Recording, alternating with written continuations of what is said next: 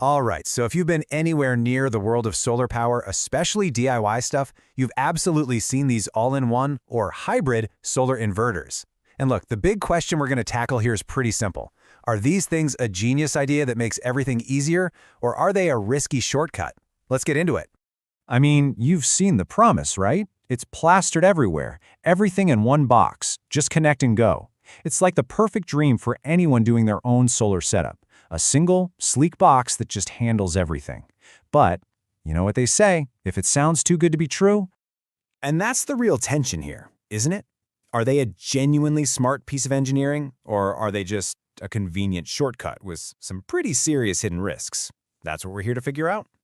We're going to peel back the marketing layer and look at the actual engineering, the trade-offs that are happening inside that shiny box. Okay, first things first, let's talk about the promise. What is it that makes these things so darn appealing? Why is this the first stop for almost everyone starting their solar journey? So what are we even talking about? Well, inside one of these hybrid inverters, you've basically got three key pieces of hardware crammed together. You've got the solar charge controller, that's what talks to your panels. You've got a battery charger, and then you've got the actual DC to AC inverter, which makes the power you can, actually use in your house. In a bigger system, these would all be separate boxes on the wall. But here, they're all living together in one single enclosure. And look, putting everything together like that has some pretty obvious upsides. This is the marketing pitch, right? It's plug and play. Simple. You've got fewer wires to wrangle, so the whole setup is just way easier, especially if you're new to this. And yeah, it's usually cheaper up front, and it takes up a lot less space on your wall. For a small cabin or an RV, kind of perfect. But, and you knew there was a but coming, all that convenience comes with a trade-off, a physical one. And it's something you almost never hear about in those YouTube reviews or marketing videos. It all comes down to one thing: heat.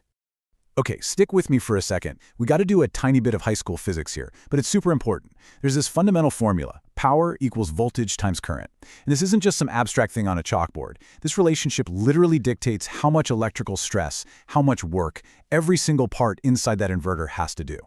And here's where it gets real. Let's say you want to run a 3,000-watt system. If you're using a 24-volt battery bank, that system has to pull a whopping 125 amps of current. That's a lot. Now watch this. If you switch to a 48-volt system, you get the exact same 3,000 watts of power, but you only need to pull 62.5 amps. You literally cut the current in half just by doubling the voltage. And here's the kicker. Lower voltage means higher current, and higher current means more heat. It's a direct relationship. That high current is what makes your wires and all those delicate electronic components get hot. So, when you cram a high current charge controller right next to a high current inverter inside the same metal box, you're basically creating a little furnace. All that waste heat is concentrated in one tiny spot. And that right there is the core of the problem. Because heat is without a doubt the #1 killer of electronics, period. It cooks the components, it makes them less efficient, and it just makes them fail way, way sooner than they should. In an all-in-one unit, all that heat is trapped together and there's really nowhere for it to go. So what happens? The inverter starts to throttle itself, reducing its own power, or, even worse, it just gives up and fails completely. So that heat, that thermal stress, it leads to some pretty critical risks for your whole system. We're not just talking about it running a little slow, we're talking about real-world problems. This, right here, might be the biggest one. It's the dreaded single point of failure. See, in a system with separate components, if your inverter dies, well, that sucks, but your solar charge controller can probably still keep charging your batteries from the sun. But in a hybrid system, everything is tied together. If one little board inside that box fails, the entire system goes down. And I want to be really clear about what that means. The entire system just stops. No more charging from your solar panels. No more inverting power from your batteries. No backup power. Nothing. The whole thing basically becomes a very expensive, very heavy paperweight on your wall. Okay, here's another trap you got to watch out for. The whole lithium-ready claim. A lot of these inverters will say they support LiFePO PO4 batteries, which is what most people are using now. But here's the catch. For it to work right, the inverter has to talk perfectly to the battery's little brain. It's BMS. If that digital handshake isn't perfect, and a lot of times it's not, the inverter can end up overcharging your batteries, which can damage them or just cause these constant frustrating shutdowns. The system just becomes super unstable.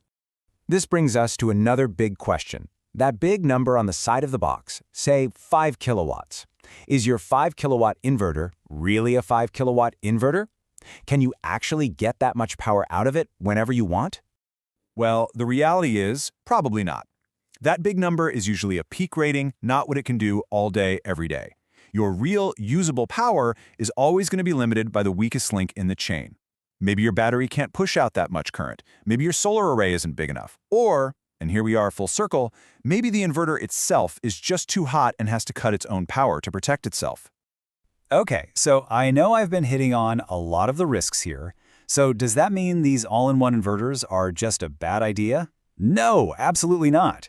It's all about picking the right tool for the right job. So now, let's shift gears and talk about how you can make a smart choice for your own system. So here's a pretty simple way to look at it. You should definitely consider a hybrid if your power needs are pretty moderate, you really want something compact and affordable, and, this is the big one, you understand its limits and you're okay with them. On the other hand, you should probably avoid them if you need absolute, maximum, can't-fail reliability, if you think you're going to want to expand your system down the road, or if you're going to be running heavy-duty appliances all day long. All right, now listen up, because this next part is important. No matter what kind of system you choose, hybrid or components, safety is completely non-negotiable. So let's wrap this up with the absolute must-do safety checklist for any inverter install. Seriously, think of this as life insurance for your system. Number 1, you must have correctly sized fuses or circuit breakers right between the battery and the inverter. It's your first line of defense. Number 2, you've got to ground the system properly. This is what prevents deadly shock risks. Number 3, pay attention to the labels. Never ever exceed the voltage or current limits on the inverter itself. And finally, number 4, give the thing some breathing room. It needs good ventilation. That's not a friendly suggestion, it's a requirement to deal with all that heat we've been talking about. So look, if you remember one thing from all of this, let it be this. Convenience is not the same thing as robustness. They are two very different things. And that really just leaves you with one final question to ask yourself. For your system, what's more important to you? Simplicity or reliability? Because once you answer that, you'll know exactly which path to take.